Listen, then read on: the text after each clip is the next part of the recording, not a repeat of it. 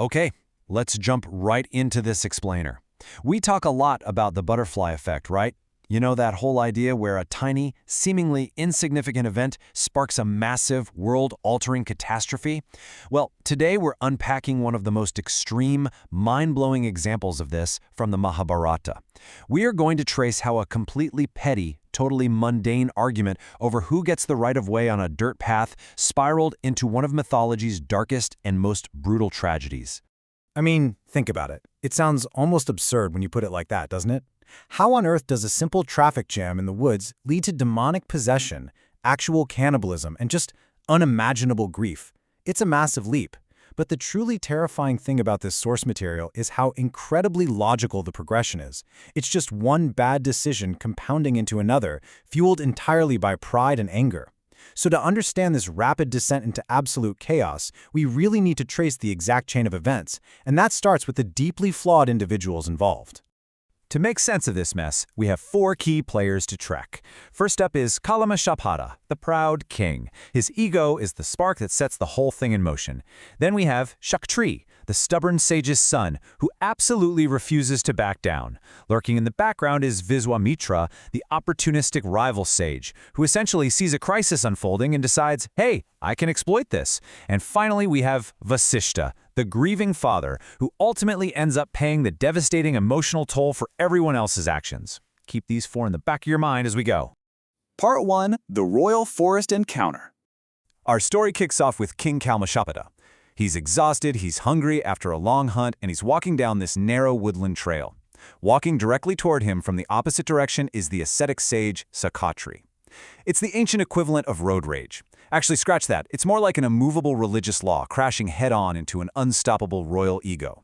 On one side, you have the king's stance, driven by royal pride. Stand out of our way. He's the ruler, he's tired, and he expects people to move for him. But on the other side, Saktri politely but firmly cites an eternal rule of morality from their religious texts. Kings must always make way for Brahmanas, the holy class. Neither is willing to give an inch.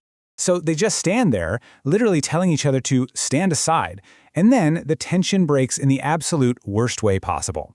The exhausted king totally snaps. Refusing to yield, he acts with incredible violence and hubris. He raises his riding whip and strikes the holy man. The source text specifically notes that in doing this, the king acted like a Rakshasa, a type of demon known for its cruelty. He basically surrendered his entire royal dignity to pure, unadulterated rage.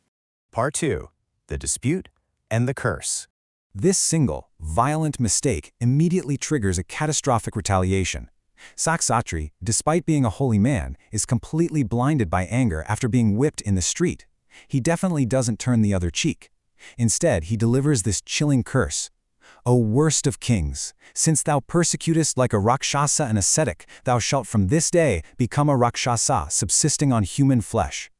So Saktri essentially condemns the king to physically become the flesh-eating monster he was just acting like.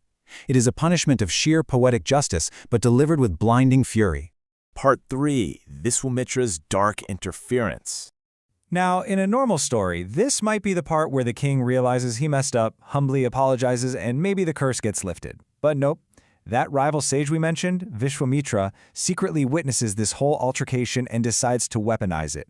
The speed of the escalation here is terrifying. Step 1, the king actually realizes his error and tries to apologize. But step 2, Viswamitra actively intervenes. He turns himself invisible to observe, realizes they might make up, and takes drastic action. Step 3, Viswamitra literally commands an actual demon named Kinkara to possess the king's body. He actively blocks the apology and seals the king's fate just to strike a petty blow against his rivals. Part 4. The Unholy Feast. So now the king is completely possessed by a demon and rapidly losing his mind. In his wandering, he casually promises to feed a starving Brahmana. When he gets back to his palace at midnight, he remembers this promise, and this incredibly gruesome chain of events unfolds in the royal kitchen. Step 1. The cook tries to fulfill the order, but can't find any animal meat that late. Step 2. He tells the king, who, being driven by a cannibalistic demon, just orders him to serve human flesh without a second thought. Step 3. The terrified cook actually goes to the royal executioners, gets human flesh, cooks it, hides it under rice, and serves it. And finally, step 4. The holy man, using his spiritual sight, instantly realizes the horrific nature of the meal he's just been handed. Now, the outraged Brahmana doesn't even know about the first curse, but he is completely disgusted. He delivers a second curse, condemning the king to have a permanent fondness for the exact unholy food he just tried to serve him. This second curse acts as a terrible lock. It reinforces Saktri's initial curse, basically trapping the king permanently in a monstrous, cannibalistic state. There is absolutely no going back now. His royal ego has been entirely swallowed by a demonic appetite. And so, the prophecy fulfills itself in the most tragic, gruesome way imaginable. The king's human senses are totally wiped out, the demon takes the wheel, and who does he go after first? Saktri. He finds the very man who cursed him, kills him, and devours him, kicking off his life of cannibalism. But it gets worse. Viswamitra, still lurking in the shadows, uses his influence to urge the demon onward. The possessed king systematically hunts down and devours all 99 of Saktri's younger brothers. The entire bloodline of Vasishtha's sons is wiped out, all because of a tiny dispute over who got to walk on a dirt path first. Part 5. Vasishtha's Unbreakable Grief. When the patriarch Vasishtha, the father of Saktri and the 99 other murdered sons, learns that his entire family has been eaten, the tone of the story shifts completely. It moves away from pride and anger and just plunges into profound, bottomless sorrow. You might expect Vasishtha, who is a massively powerful sage himself, to unleash some world-ending curse on Viswamitra and the king, but instead, he exhibits the ultimate form of forbearance. He patiently endures immense grief. The text beautifully states he resolved to bear his grief like the great mountain that bears the earth. He refuses to continue the cycle of violence. Instead of seeking bloody revenge, Vasishtha makes a heartbreaking choice. He decides to sacrifice his own life to end his pain without harming anyone else. But here is where the story turns incredibly surreal. It's like the universe simply refuses to let this grieving father die.